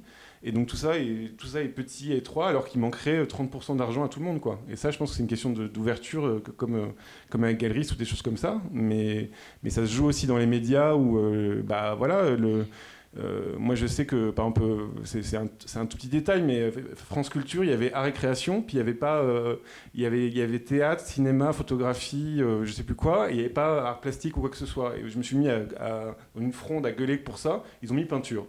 Donc maintenant tout est peinture. Mais ce que je veux dire, c'est que faut dire là où ce qu'il y a à construire, quoi. Et tout ça, c'est une émulation, parce qu'encore une fois, enfin moi je pense que c'est important. Je pense qu'il y a un public qui n'a pas accès à nous. Et qui est là pourtant, qui va avoir des expos au Grand Palais et tout ça, donc pourquoi pas faire une taxe comme une taxe CNC sur les grandes expositions, pour qu'il y ait de l'argent qui soit distribué notamment par les artistes entre eux, comme au CNC, pour que ça soit plus vivant. Mais enfin, en tout cas, que voilà, je digresse un peu sur les prix, mais ce que je veux dire, c'est que le prix, il y a quelque chose aussi de social qui est assez violent en fait au final pour les artistes. Voilà.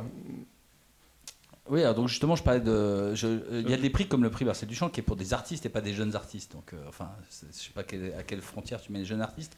Mais je voulais parler de cette question de l'émergence, parce que c'est vrai qu'il y a eu un système dit de professionnalisation qu'on a voulu intégrer dans les écoles d'art, et on parlait des félicités des Beaux-Arts de Paris. Et il y a eu, parce qu'il faut bien trouver ces jeunes artistes, on en a besoin, le milieu de l'art a besoin de chair fraîche, de jeunes artistes de manière régulière. Et en même temps, est-ce qu'ils se donnent les moyens de faire une réelle prospection pour aller trouver ces artistes là où ils sont, et non pas là où on pourrait croire paresseusement qu'ils sont. Donc le ministère de la Culture a beaucoup demandé aux écoles de faire ce travail dit de professionnalisation des artistes, donc d'intégrer des réseaux dans les écoles d'art, que les félicités puissent bénéficier, comme par exemple à l'École des Beaux-Arts de Lyon, de publications, d'expositions, de résidences, de post-diplômes, etc., qui les professionnalisent et leur donnent accès à ce milieu. Alors après, à côté de ça, il peut y avoir d'autres manifestations comme le Salon de Montrouge, comme Jeune Création, etc., qui sont sur la base de candidatures ouvertes et qui peuvent permettre de faire émerger des artistes qui n'ont pas commencé leur vie artistique dans ces grandes écoles, etc. Entre les deux, est-ce qu'il y a une troisième voie? Donc Tiffany, comment est-ce qu'on pourrait faire? Qu'est-ce qui serait pour vous un système un peu plus vertueux pour l'émergence des jeunes artistes? Je pense qu'un des vrais problèmes, on va dire peut-être de la représentation des artistes dans la société, c'est aussi que, bon, voilà, disons, pour être assez synthétique, j'ai cet espoir, peut-être un peu naïf, que si le travail d'artiste était considéré comme en tant que tel, qu'il y avait la possibilité d'un salaire ou d'une valorisation sociale et professionnelle à travers le métier d'artiste, peut-être que plus de gens tenteraient leur chance, surtout des gens qui ne peuvent pas se permettre de travailler gratuitement. Quelque chose pour lequel on milite aussi, c'est justement de dire déjà, la sélection se fait à l'entrée à l'école d'art. C'est pas que l'école d'art refuse en tant que telle des personnes issues de milieux sociaux différents, mais les gens, enfin les jeunes étudiants n'ont même pas idée de devenir artistes si derrière il n'y a pas une famille qui peut les porter, la possibilité de louer un appartement en centre-ville, parce que c'est quand même là où se trouvent en général les écoles d'art, la possibilité voilà, de s'inscrire dans un réseau culturel, etc. Donc premier problème.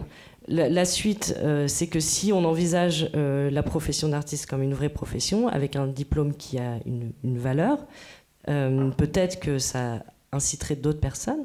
Donc, comme je disais, c'est un espoir peut-être un peu naïf, mais en tout cas réel, et qui mettra peut-être des années à se réaliser. Donc, peut-être que c'est pas aussi le bon mode d'action.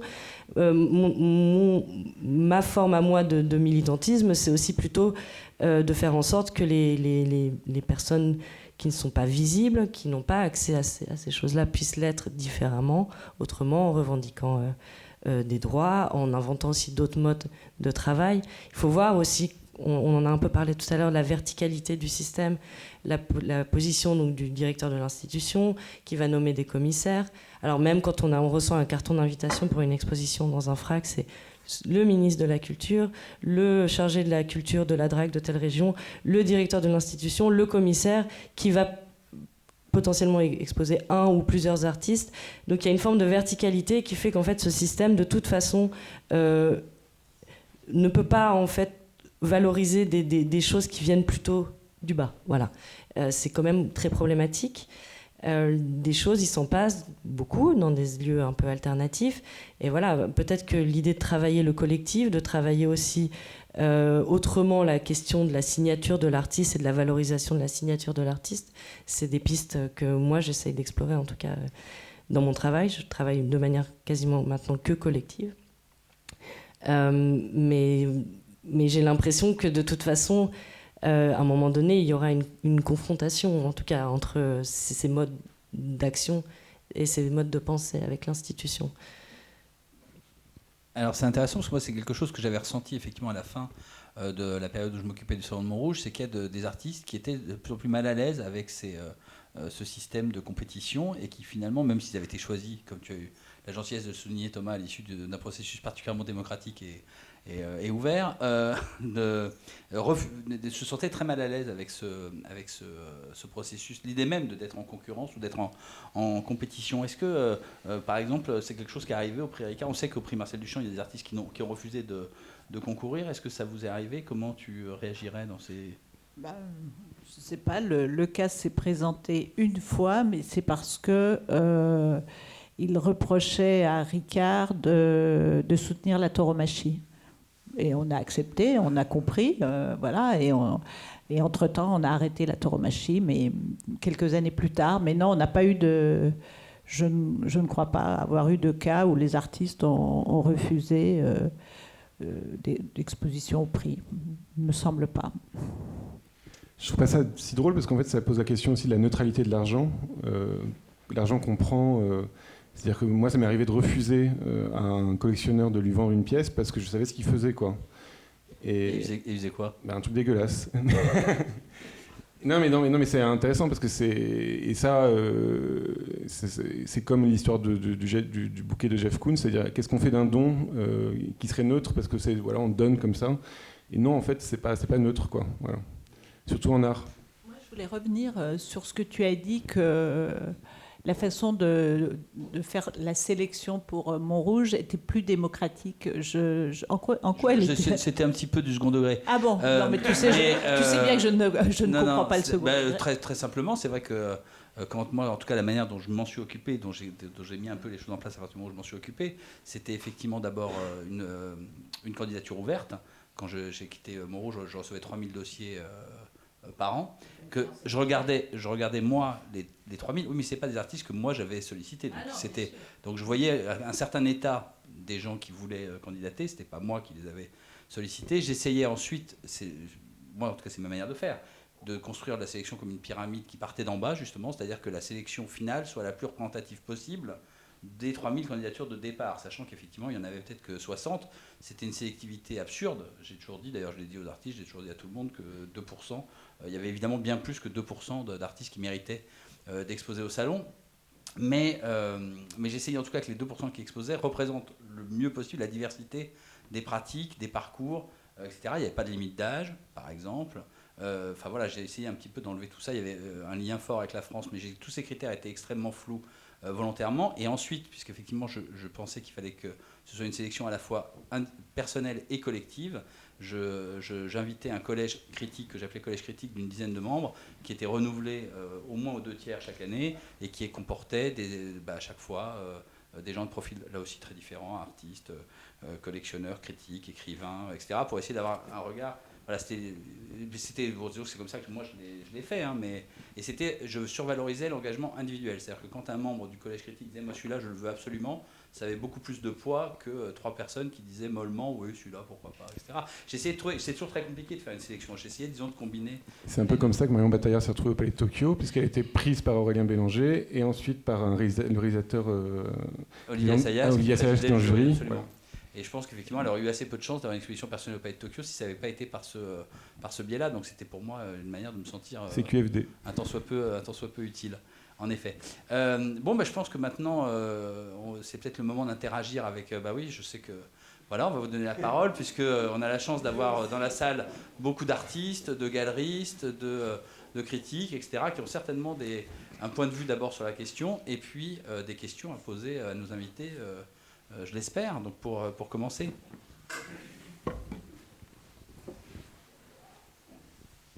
Bonsoir, je suis Jérémy Chavot, je suis le directeur de l'association Jeune Création, j'ai été le président pendant 6 ans. Je suis très heureux de ce débat qui a lieu sur la question des prix, de la représentativité de ces prix, de la question du pouvoir, de qui les attribue, comment ils sont attribués. Avant de peut-être poser des questions, c'est juste peut-être expliquer le positionnement de Jeune Création qui a justement, il y a une dizaine d'années, a explosé cette question, puisque Jeune Création, ça a 70 ans, donc il y a eu des hauts débats, plein de conneries qui ont été faites, des belles réalisations. On ne sait pas tout à Jeune Création, mais il y a des expériences qui se tentent. Et à un moment donné, il y a eu une confrontation réelle entre... Alors, Jeune Création, c'est des artistes qui sélectionnent d'autres artistes dans une exposition. Et pour le jury, les jurys qui remettaient les prix à l'époque, il y en avait un, le prix Jeune Peinture ou Jeune Création ensuite, le prix Bosner. Les artistes choisissaient des professionnels du monde de l'art pour remettre les prix. Bon, et à un moment donné, ça a coincé puisqu'il y avait toutes ces questions qui se posaient sur la représentativité, enfin sur cette ligne hiérarchique et qu'est-ce qu'on défendait et voilà. Et ce qui a changé, c'est qu'on s'est dit qu'on allait renverser un peu les choses. C'est-à-dire que du coup, on allait se mettre en position de choisir des partenaires avec qui on avait envie de travailler, et pas forcément des grandes institutions. Donc aujourd'hui, on remet 35 prix. D'abord, on a appelé ça les coups de cœur. C'est-à-dire qu'en fait, c'est 35 professionnels, 35 structures qui viennent sur Jeune Création pour choisir quelqu'un. Et sur la logique de consentement. C'est-à-dire qu'en fait, aucun artiste n'est obligé de postuler à aucun prix. On remet cette liste ensuite aux personnes remettant qui vont donc par exemple, s'il y a 60 artistes sur une année, sur l'exposition annuelle, il y a 35 structures. Il y en a certaines qui vont avoir 10 postulants, d'autres 20. Si vous donnez une allocation de 10 000 €, c'est sûr que vous allez avoir tout le monde qui va postuler. Mais si vous donnez une prix résidence au Japon, il faut que les créneaux... correspondent, etc. Donc il y aura peut-être 5, 10 personnes qui vont postuler. Mais l'idée, c'est la rencontre. La rencontre, un élément de plus dans un parcours d'artiste, l'espoir de reconnaissance, mais de reconnaissance de personnes qui vont donner, j'allais dire une connerie, des moyens à leur hauteur, du soutien intellectuel et des choses, en fait, des vrais jurys qui vont chaque partenaire choisit son mode de sélection. Donc il y en a qui tirent au sort, il y en a qui vont choisir par rapport à leur lieu, par rapport à leur spécificité, ils font que de la vidéo, donc ils vont aller vers les auteurs de la vidéo. Mais du coup, on a retourné un peu les choses comme ça, jusqu'au moment où on s'est même posé la question de remettre des prix aux professionnels. C'est-à-dire qu'il y a le prix des galeries aujourd'hui à Jeune Création qui n'est pas encore très connu. C'est la 3e année là ils sont en train de délibérer, qu'on le remet. Mais les artistes essayent de jouer ce jeu des codes. C'est-à-dire que bon, c'est peut-être un peu con, c'est peut-être pas encore abouti comme réflexion. Mais en tout cas, c'est d'essayer de retourner un peu les choses et aussi d'inviter des gens et de mettre les artistes à la table de... On verra on va peut-être pas faire mieux que les professionnels qui s'occupent du monde de l'art aujourd'hui, mais en tout cas, c'est déjà d'être à la table, d'être parmi les personnes là, qui se disent et qui prétendent choisir qui sera reconnu ou pas. Voilà. Donc en gros, Jeune Création en est là aujourd'hui. Et en effet, la question des... C'est très important, la question des moyens pour les artistes, c'est capital pour nous. Alors j'ai entendu que le ministère donnait 100 €, ça j'avais pas lu. Jeune Création, avec ses petits moyens, c'est 150 €. J'apprends qu'on est 50 € au-dessus du ministère, ce qui est ridicule, c'est complètement ridicule, mais on en est là. C'est vrai qu'aujourd'hui, en termes de subventions publiques, en termes de reconnaissance de tout le travail de l'artiste en amont pour produire une pièce et participer à une exposition, c'est pas encore à la hauteur du travail fourni. Et vous avez une question? Non, je crois que vous avez... Non, mais c'était plus à Tiffany, mais j'aurais aimé rebondir sur ce qu'avait dit Stéphane, sur quels outils pour retourner, pour mettre les artistes en responsabilité, entre guillemets, de faire. Alors les collectifs, c'est intéressant, mais par exemple, j'ai été surpris par le fait que tu dis, le directeur, etc. etc. Je me dis, putain, merde, je suis directeur aujourd'hui, la structure m'a fait passer de président à directeur. Pas moi qui ai choisi. Mais qu'est-ce que ça veut dire? C'est-à-dire qu'en fait, il y a à un moment donné l'absorption de code qui fait que voilà, on s'infiltre petit à petit et la structure se rend compte qu'il faut des points d'appui. C'est-à-dire que les artistes, s'il faut qu'ils se professionnalisent, comment ils se professionnalisent, comment ils font entendre leur voix. C'est une question qui n'est pas facile. Voilà. Comment ils se professionnalisent? Il faudrait peut-être que les structures qui les embauchent les considèrent comme des professionnels, donc leur proposent un contrat, une rémunération. Moi, je ne suis pas artiste de formation, je suis plutôt théoricienne et critique d'art.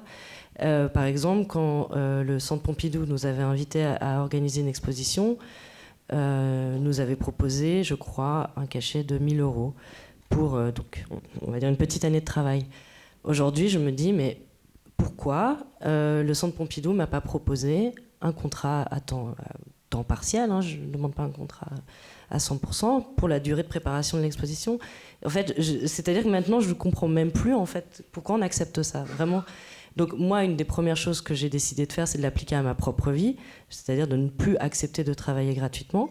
Je pense que si tous les artistes refusaient de participer à une exposition quand ils sont payés 100 €, ben les institutions seraient bien emmerdées parce qu'elles ne sauraient plus exactement comment faire tourner leur business, parce que eux, par contre, ils sont payés, souvent pas forcément grassement, parce qu'on ne va pas dire que les institutions publiques en France payent grassement. Pour l'avoir vu depuis la Suisse, on n'est pas exactement dans les mêmes échelles de valeur. Et la Macronie aime beaucoup parler de ruissellement. Enfin, en art, là, on en est vraiment, vraiment très très loin. C'est-à-dire qu'entre l'argent qu'il y a au sommet et ce que récupèrent les artistes, on parle même plus de gouttes là. Enfin, c'est vraiment le robinet, il est clairement fermé, quoi. Alors justement, c'est intéressant parce que on n'a pas parlé encore du mouvement d'art en grève que je pense vous soutenez, en tout cas avec lequel documentation.art entretient des liens étroits. Mais il me semble qu'à la base du discours aussi qu'on sent poindre, c'est l'idée de finalement changer de paradigme, c'est-à-dire de passer d'un univers de passion personnelle, on va dire, à un univers du travail. C'est-à-dire que d'ailleurs Art en grève revendique finalement de mettre en avant la position de travailleurs et de travailleuses de l'art, ce qui permet d'élargir d'abord la question au-delà des artistes eux-mêmes, mais même pour les artistes, de faire reconnaître la dimension de leur travail, non pas en termes d'œuvre et de production, mais du travail qu'ils fournissent. Oui, c'est deux choses que le monde de l'art a encore beaucoup de mal à distinguer, j'ai l'impression. Le droit d'exposition, qui devrait être, en tout cas dans une institution comme ça, est normal et devrait être, existe dans tous les autres domaines de la création. Pour faire un parallèle avec le spectacle vivant, dans le spectacle vivant, un créateur va souvent bénéficier d'un cadre de travail pour développer son travail. Ensuite, avoir les structures et le financement pour monter une pièce, rémunérer correctement toutes les personnes autour. La pièce, donc ils vont être payés pendant tout le processus de réalisation. La pièce va être montrée, temps de représentation, tout le monde va être payé correctement. Et quand la pièce va être remontrée dans un autre contexte, les gens, en tout cas les personnes qui ont la propriété intellectuelle du travail, vont être repayés pour ça. Voilà. Donc ça, c'est ce qui normalement devrait être aussi le cas dans les arts visuels, selon moi. Mais alors on en est extrêmement loin parce que donc à aucun moment du processus la question de la rémunération des artistes entre en question. Et quand un artiste fait travailler des gens, c'est un artiste qui a un marché de l'art derrière qui le porte, donc qui a des revenus conséquents, qui peut avoir un studio derrière qui travaille. Et voilà, je pense que je peux affirmer que ces artistes-là sont en grande majorité des hommes, et des hommes qui réussissent plutôt pour des critères assez peut-être objectifs, mais enfin en tout cas il y a quand même quelque chose qui est évident dans la reproduction des schémas d'exclusion à travers cette réussite. Merci. D'autres questions, je pense, dans la salle ? Bonsoir, une question pour Thierry. Thomas, pardon. Je suis Arnaud Brumand. Stéphane l'a gentiment dit tout à l'heure, je m'occupe du prix Bosio Incognito. Alors moi, c'est un truc très simple, c'est un peu comme un stage en entreprise, c'est-à-dire qu'un diplômé de 5e année de l'école d'art et de scénographie de la ville de Monaco a un prix, donc je remets une coupe, mais ça c'est genre Formule 1 parce que bon, c'est Monaco. Et après, il y a une exposition personnelle de mon petit espace de Saint-Germain-des-Prés. Donc ça permet à un étudiant d'école d'art d'être confronté au milieu des marchands du côté plus commercial, plus direct. C'est un peu violent, mais c'est un peu sympa quand même. Ma question était, vous avez postulé à plusieurs prix, donc pourquoi c'est bien, c'est comme les résidences, mais c'est quoi l'idée globale par rapport à une résidence d'été ou à l'étranger ? Alors, bon, y a plus, là, ce qui m'intéresse, c'est que vous avez dit, par exemple, que votre résidence était sympa. Alors, d'un coup, je me dis, bah oui, mais peut-être que c'est la vie d'un étudiant qui sort de Monaco, qui va, d'un coup, c'est toute sa vie qui va jouer là, puis d'un coup, ce sera sympa, quoi. Et donc, je reviens sur ce truc-là, un peu social, peut-être c'est très important pour la personne que vous allez aider, ce qui est super généreux de votre part, vous pouvez faire plein d'autres choses que ça, mais en fait, c'est peut-être très important pour cette personne-là, quoi. Les questions des prix, ça change en fonction de plein de critères, quoi. Ça peut être privé, public. Enfin voilà, je peux pas décrire. Je me vois pas décrire tout ce que j'ai pu faire comme ratage. Mais quand tu as parlé des prix, tu as dit j'avais du temps. Et tu as dit, en fait, quelque part, tu te sentais très isolé. Oui, alors moi, je me suis mis dans le pas. Moi, ma vie, ça a été de me mettre dans le scandale du fait que j'arrive pas à travailler. C'est-à-dire, ça, c'est vraiment c'est que j'ai toujours essayé de pas travailler à côté, de faire que ce que je faisais, de toujours produire et et de baisser mon niveau de vie en fonction de ce qu'on pouvait m'offrir, quoi. Donc j'ai vécu 3 ans et demi en Picardie tout seul avec un potager, ce qui fait que je suis survivaliste, je sais le faire. J'ai été en résidence, il y a une résidence qui s'appelle, alors par exemple c'est une résidence que je trouve intéressante, qui s'appelle Shaker à Montluçon, qui est dans la banlieue, chaude de Montluçon, qui s'appelle le quartier Bien Assis, où plein de super peintres sont passés. Il y a Claire Tabouret qui est aujourd'hui à Los Angeles, qui est passée pendant 6 mois. Il y a Maud Maris, il y a Jérémy Liron. Enfin, il y a plein de super peintres qui sont passés. Mais c'est des conditions extrêmement dures de vie. Mais encore une fois, la question c'était de tenir et de juste pouvoir produire, de juste avoir assez de temps et d'espace pour travailler, c'est tout, quoi. Et donc quand je dis d'avoir du temps, c'est passer du temps à faire des lettres de motivation, de faire des CV, des machins. Enfin voilà, on passe son temps à faire des dossiers. Souvent avec ce gag assez drôle qui est que dès qu'on est en résidence, c'est le moment où on est plus excité par faire une autre résidence. C'est un truc que j'ai jamais compris, mais les artistes font beaucoup ça. Et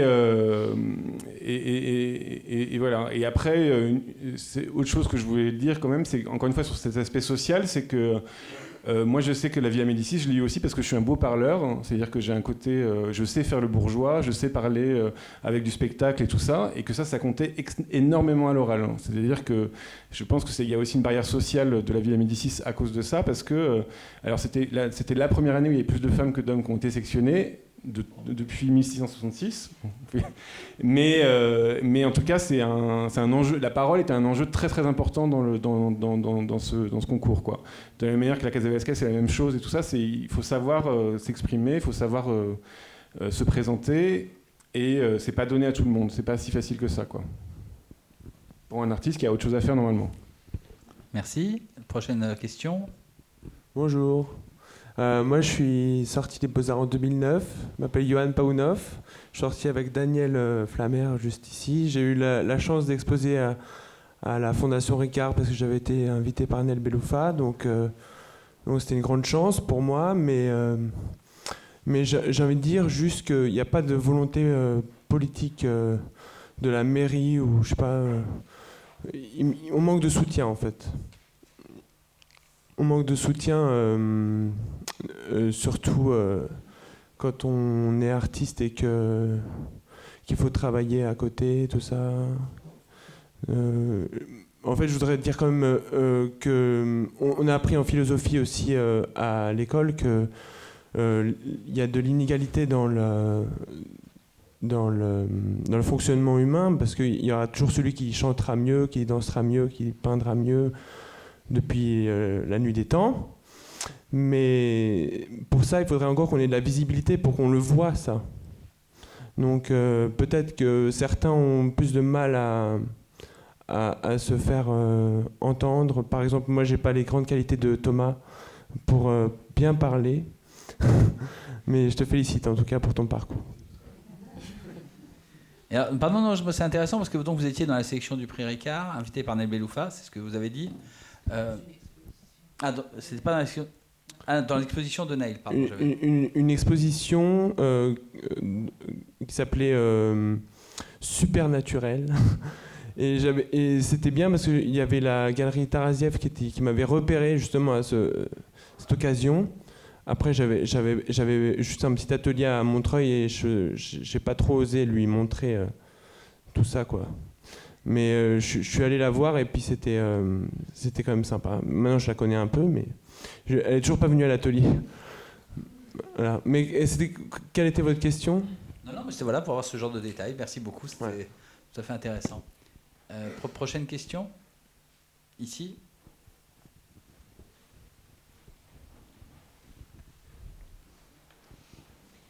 Oui, bonsoir. Moi, je m'appelle Anne-Claire, je suis artiste peintre et j'ai des échos à donner en résonance à ce que j'ai entendu, notamment par rapport... Pardon, je vais me lever parce que je ne vois pas, ça me dérange. En fait, par rapport à ce que j'ai entendu de Thomas, si j'ai bien compris ton propos, cette espèce de concurrence qui pouvait être incitée par la pratique personnelle dans les écoles. Voilà, moi, j'en ai pas fait d'école d'art. Je viens plutôt, en fait, aussi de la critique. Et il se trouve que j'ai été formée toute petite dans des ateliers de peintre, donc... et que ça se faisait vraiment pas du tout chez moi de faire des écoles d'art. Donc il y a cette histoire de féminité, mais en même temps de sélection par l'argent que j'ai ressenti très très fortement et dont je continue de pâtir aujourd'hui. Donc ça, je pense que c'est un vrai sujet, parce que bon, je rappelle quand même qu'au Moyen-Âge, les femmes peintres étaient elles-mêmes des filles peintres, et que finalement aujourd'hui, j'ai l'impression que c'est pas complètement différent. Donc cet aspect-là, moi, je trouve ça chaud. Donc première chose. Deuxième chose, ce sentiment de concurrence, je sais pas du tout ce qui se passe dans les écoles d'art parce que j'y suis pas allée, donc je peux pas le savoir. Néanmoins, j'ai ressenti dans des rencontres professionnelles où je suis allée en tant que professionnelle, donc j'ai envie de dire on s'en fout de l'école, pas du tout, une certaine... je me suis sentie un peu poussée des coudes, voilà, comme n'appartenant pas au sérail. Je pense sincèrement, c'est une intime conviction que c'est pas une bonne stratégie. Voilà, je pense qu'il y a des études qui ont été faites sur l'entraide dans la difficulté, sur le fait de faire corps.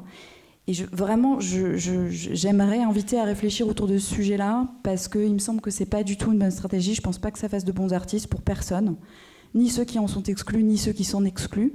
et que voilà, je pense qu'on a tout intérêt à échanger, à émuler. Quand on voit ce qui s'est passé aux États-Unis dans les années 80-90, notamment autour des pratiques du sida, où les gens partaient de la rue, où les gens travaillaient dans les détritus, je pense que ça parle, que ça montre quand même un certain nombre de choses. Et moi, voilà, je m'interroge par rapport à cette logique qui consiste à faire de l'autre un concurrent, alors qu'on a tout intérêt. On est tous, en tant qu'artistes, de fait extrêmement singuliers. Donc je pense que voilà, on a tout intérêt à travailler ensemble et pas les uns contre les autres. C'est vraiment une réflexion qui part d'un vécu personnel et je suis heureuse d'ouvrir le sujet si vous le jugez utile et pertinent. Merci beaucoup.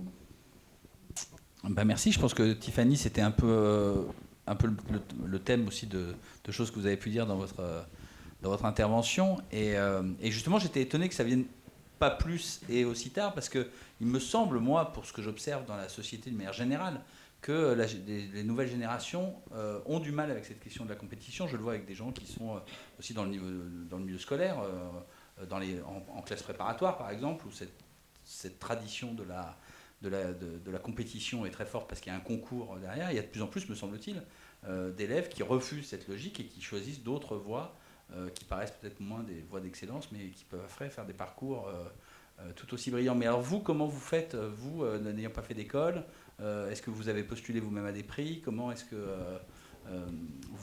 comment vous faites remarquer? Alors la réponse, je pense que c'est avec beaucoup de difficultés, mais bon, enfin, je veux dire ça, c'est attendu, sinon, enfin, on ne serait pas tous là. Bah écoutez, c'est vraiment des choses, une structuration qui est organique et en même temps très chaotique. C'est-à-dire que moi, je suis à un âge pareil où je suis dans aucun prix, en fait, parce que je suis passée à la case d'artiste sans jamais avoir été jeune artiste, ou alors j'ai commencé à vendre, j'avais 14 ans, donc là, c'était vraiment un peu tôt, quoi. Enfin, c'était compliqué. Et puis, du coup, en fait, ça a été quelque chose qui s'est fait organiquement grâce à des collectionneurs privés qui ont financé un peu, qui ont été un peu une sorte de mécènes, puis qui ont acheté mes œuvres. Et puis ensuite, j'ai dû me supporter, me financer aussi par mes propres moyens, donc en travaillant à côté. Et là, c'est assez drôle que vous posiez cette question-là de la solidarité entre papas, parce que je suis moi-même dans une prépa agrégative, puisque c'est une voie que j'ai choisie pour compléter, avoir un équilibre. Et en fait, justement, on a un peu décidé tous de se révolter et de pas du tout être dans une logique de concurrence, parce que le nombre de places est tellement ridicule, mais plutôt d'être là pour profiter les uns des autres. Et en fait, c'est un peu un moyen que j'ai trouvé aussi d'ouvrir des perspectives, d'ouvrir des champs de recherche, de connaître d'autres gens. Voilà. Donc je pense la réponse, c'est un peu faire feu de tout bois et surtout ne pas rentrer dans des systèmes, même dans une logique de concours, d'exclusion ou on travaille vraiment tous ensemble parce que c'est la stratégie qui paye le plus en fait. Il y a eu des études comportementales sur ça, donc je pense que maintenant il n'y a plus de questions à se poser, il faut y aller. Je ne sais pas si je vous ai bien répondu. Si, parfaitement, je vous remercie beaucoup. C'est tout à fait intéressant. Une autre question à un de nos intervenants? Pas à Colette Barbier tout de suite, on va attendre qu'elle se remette. Bonjour, donc moi je suis artiste aussi. Je voudrais rebondir sur ce que Anne-Claire vient de dire. C'est-à-dire que moi je suis sortie d'une école d'art qui n'est pas les Beaux-Arts de Paris. Donc je suis sortie sans réseau, sans rien. Je ne connaissais personne. Du coup j'ai participé à des prix en me disant peut-être c'est un moyen de faire connaître mon travail puisque je ne connais personne et que je ne sais pas qui aller voir. Et qu'on m'a toujours dit va pas voir un gariste, de toute façon il te mettra à la porte. Ce que je peux comprendre, ils ont autre chose à faire. Du coup, j'ai pas vécu les prix comme une compétition parce qu'on était un groupe de copains en fait, à s'envoyer les appels à projets, et à se dire est-ce que tu peux lire mon dossier, et est-ce que tu peux regarder, et est-ce que voilà. Et ça a été plus pour moi une manière de faire connaître mon travail et d'avoir des rencontres. Et par contre, je dirais que une fois les pieds mis dans les prix. J'ai de la chance, ça m'a permis de rencontrer entre autres ma galeriste actuelle, mais j'ai aussi vu effectivement énormément de compétition et quand on discute avec les autres personnes qui ont été sélectionnées aussi pour les prix, on entend souvent et toi tu connaissais qui dans le jury pour être là? Donc moi je suis fière de répondre que je connaissais personne, mais je trouve pas ça normal en fait d'entendre ça et du coup c'est un peu là-dessus où je voudrais peut-être vous demander, et on en parlait tout à l'heure, l'organisation des prix, et est-ce qu'il ne faudrait pas plutôt, à la place des prix, un autre système où les commissaires peut-être se déplacent un peu plus dans les écoles perdues au fin fond de la France, ou dans les ateliers, ou voilà, parce que moi j'ai jamais, dans mon école, j'ai 2 galeries, je crois, en 5 ans, qui sont venues, et je vais peut-être dire un commissaire, mais je ne dois même pas m'en souvenir, donc je ne suis pas sûre. Voilà. Sinon, j'ai vu des artistes, effectivement, on a invité des artistes, mais c'est tout, quoi. Merci, ça me paraît très clair comme témoignage. Est-ce que quelqu'un veut rebondir là-dessus ou sur autre chose ? Alors, peut-être sur autre chose. Je travaille aujourd'hui pour la Fondation de France, mais je suis issue des Beaux-Arts de Paris. Je suis rentrée aux Beaux-Arts de Paris de façon complètement chaotique. J'arrivais d'une région où il n'y avait rien, où l'accessibilité à l'art était complètement nulle. Et je me suis retrouvée face à un jury composé d'artistes de 60 ans, alors que j'en avais 20, et qui m'ont interrogée sur mes capacités, et notamment sur ma connaissance en fait, de l'histoire de l'art. Et notamment, à un moment donné, la question terrible de dire, voilà, vous êtes venu à Paris exceptionnellement, est-ce que vous en avez profité pour voir l'exposition Matisse ? Et j'ai répondu, je ne connais pas Matisse, ce qui était vrai. Et dans le jury, il y avait Christian Boltanski, qui s'est levé et qui a dit « Moi, je la prends ». Ça, c'est très intéressant, je trouve. Voilà. Donc, c'est une école aussi qui, en fait, permet ça. Donc, je ne suis pas sûre de la résumer uniquement au fait qu'elle facilite certains accès, etc., ce qui est pas tout à fait juste. Et aujourd'hui, à la Fondation de France, je me retrouve dans la situation d'organiser des prix pour des fondations sous égide que la Fondation de France accompagne au long cours. Et évidemment, parce que j'ai, pour ma part, en tous les cas, refusé d'entrer à la Villa Médicis, parce que je trouvais que cette situation de ghetto ne me convenait pas à l'époque. J'avais besoin de beaucoup plus de collégialité et de moins de rapport en fait, à la question de l'individu. Et le prix, ou le même, ne me convenait pas du tout. Idem pour, par exemple, le moment où c'était les premiers temps aux Beaux-Arts d'organiser ces expositions qui était cette exposition des Félicités, où j'ai refusé de participer dès le départ. Et donc aujourd'hui, la question du prix, pour moi, quand je regarde ce qui se passe à la Fondation, est de dire on pourrait être meilleur. On n'est pas encore tout à fait bien calé sur ça.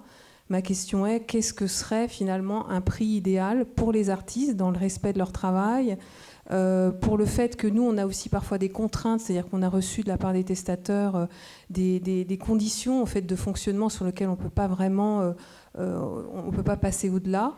Voilà. Qu'est-ce que ce signifierait finalement aujourd'hui un prix idéal ? Merci beaucoup à la fois pour ce témoignage et cette très, très bonne question. Comme Colette Barbier s'est subitement remise après une guérison éclair, je pense qu'elle peut peut-être... dire quelque chose ? Si je pouvais répondre à la question, on le ferait. Je pense que nous, on a essayé de faire un prix qui nous semble à peu près juste. Maintenant, il est sûrement perfectible, mais je n'ai pas de réponse à la question du prix idéal. Je pense que la question, c'est de se dire, est-ce qu'il faut continuer de faire des prix ou pas ? Le prix idéal, c'est pas si simple. Je pense que le témoignage précédent était aussi très intéressant, de dire qui tu connais pour avoir été... sélectionné. Donc je trouve que peut-être une des pistes, ce serait effectivement non seulement de pouvoir montrer que tout le monde y a vraiment sa place et que les postulants sont considérés. Souvent, je me rends compte que dans le milieu de l'art, en France en tout cas, les gens ne souffrent pas tant de ne pas être choisis, parce qu'après tout, quand on candidate pour quelque chose, on peut échouer, que de ne pas être choisi en ayant le sentiment de ne pas avoir été pris en considération. Parce que finalement, on ne prouve pas, par exemple, il n'y a pas de visite, etc. Donc on ne prouve même pas que le travail a été vu ou que le dossier ait été vu. Donc moi, je disais tout à l'heure qu'à Montrouge, je regardais les 3000 dossiers et que comme j'ai une assez bonne mémoire visuelle, il m'est arrivé plein de fois ensuite de rencontrer des artistes dans des expos. Je disais « Ah, vous aviez candidaté, je me souviens de votre travail, etc. Je ne vous avais pas pris. » Ce qui était quand même une manière de leur prouver que leur dossier avait été vu.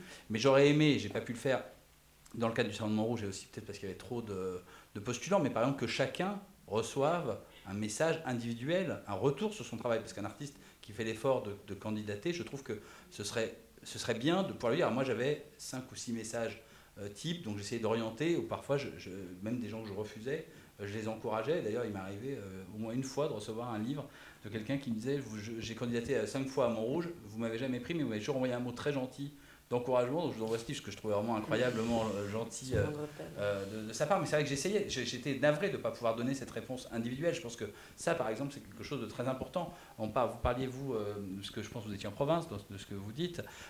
C'est vrai que, par exemple, dans les années 70, la Biennale de Paris, qui faisait une exposition phare des jeunes artistes, par exemple, payait des critiques d'art pour aller dans les ateliers, faire des fiches de visite d'ateliers, etc.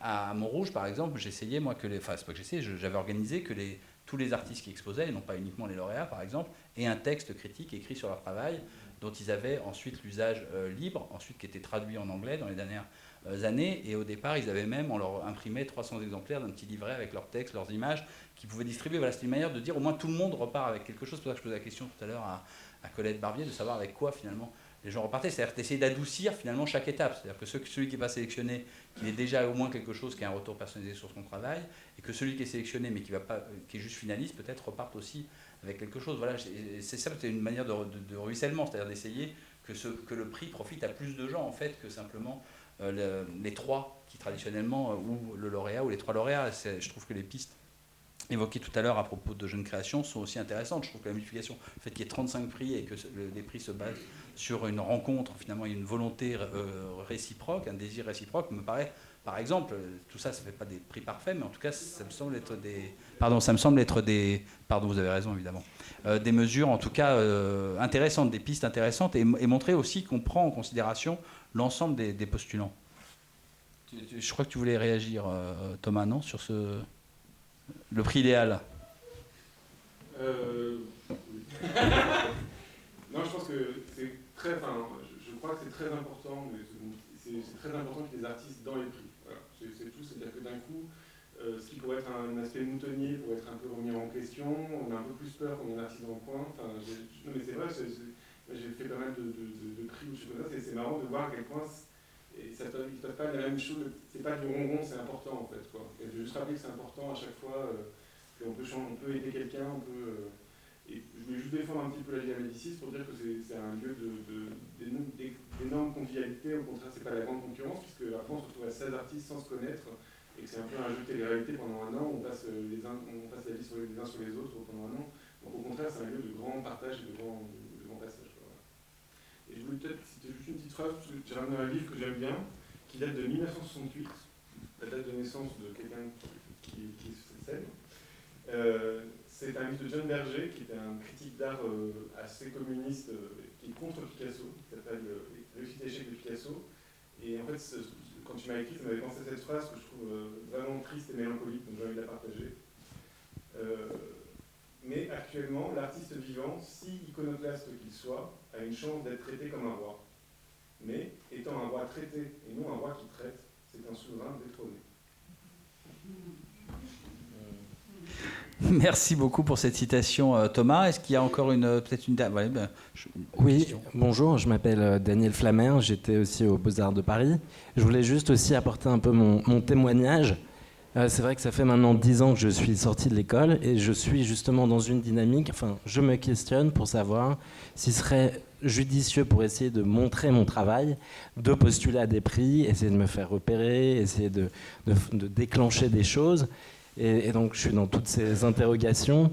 Et c'est vrai que je réfléchissais aussi, je me sentais assez proche de Tiffany quand elle parlait. Moi j'aime beaucoup Robert Filiou, qui c'est vrai dans les années 60-70 disait qu'il lui semblait intéressant que les artistes puissent avoir un salaire décent pour pouvoir vivre et faire leur activité artistique, au-delà de toute question économique, mais juste pouvoir participer finalement à la cité parce que reconnu comme artiste et avec le minimum pour vivre. Et donc voilà, moi je suis dans ces interrogations et c'est vrai de comment... Quel est le rôle de l'artiste, comment se positionner. Bon, moi je trouve qu'il est sain qu'il y ait quand même un minimum de compétition, qu'il y ait un minimum un travail de qualité visible, produit, parce que ça donne envie de se dépasser. Mais au-delà de ça, comment se positionne la place de l'artiste, mais aussi toujours importante, quoi. Enfin, cette question m'anime tout le temps. J'ai besoin de me sentir finalement, j'ai besoin de participer aussi à cette société, pour la construction d'un imaginaire, Voilà, enfin, je suis dans ces questions-là. Voilà, je voulais partager ce témoignage. J'ai pas vraiment de questions, mais voilà. Est-ce qu'on peut parler de compétition d'émulation? C'est-à-dire qu'il y a aussi un plaisir. Enfin, moi, j'adore le fait de ne pas être le seul peintre dans mon coin en France, et qu'il y ait plein de peintres super géniaux qui font des trucs super qui me dépriment et me ravissent à chaque fois, et que ça soit une saine émulation comme ça de tout remuer. Enfin voilà, par exemple, je dis ça parce que j'ai organisé j'étais institutionnalisé en étant pris à la Villa Médicis. J'ai organisé une conférence qui s'appelle La vitalité de la peinture, la scène française, que vous pouvez retrouver sur YouTube, où je parle de 120 peintres en 2 heures. Et voilà, c'est aussi une manière de dire bon bah voilà, il n'y en a pas que un, parce que on a peut-être il faudrait qu'il y en ait plus, et donc comme ça d'offrir une visibilité dans une institution qui n'existe pas encore aujourd'hui, en 2020, alors qu'il y en a plein de super peintres.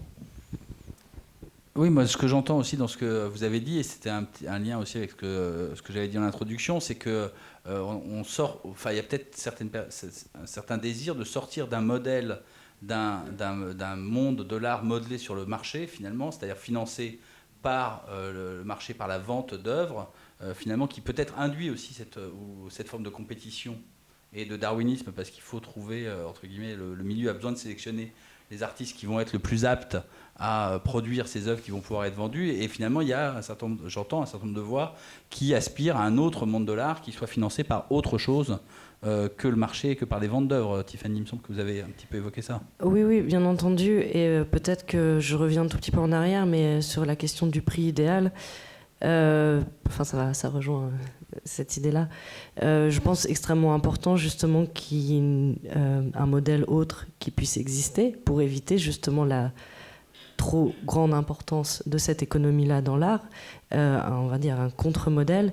Et pour moi, un prix idéal, c'est un prix où les artistes arrivent justement à questionner les conditions mêmes du prix, en fait. Et on l'a vu récemment, ça avait été évoqué dans l'introduction au débat, que les artistes du Turner Prize ont refusé de nommer un seul vainqueur.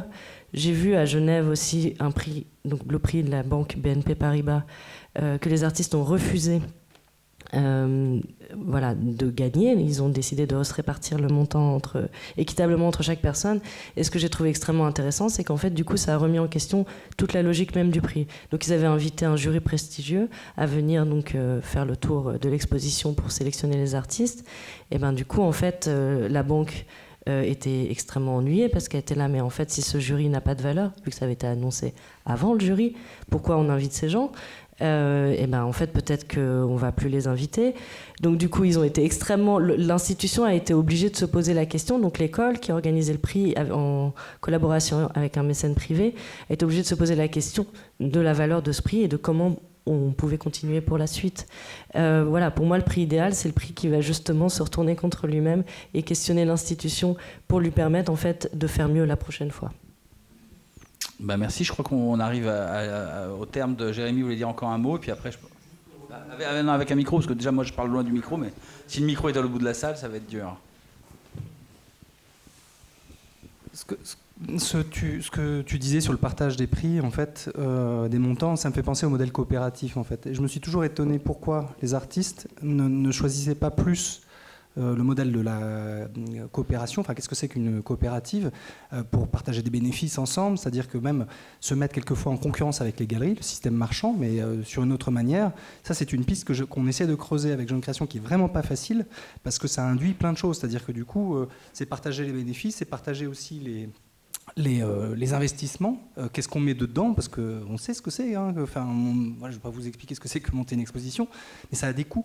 Et cette économie-là, si l'artiste veut, entre guillemets, se professionnaliser, il faut qu'il aille sur ce côté-là. À mon avis, c'est peut-être une piste, mais je ne suis pas sûr. Merci. S'il y a plus de... J'ai aucune idée de l'heure, mais je pense que ce serait bien qu'on arrête. Voilà, et surtout que... merci à tous. Merci beaucoup.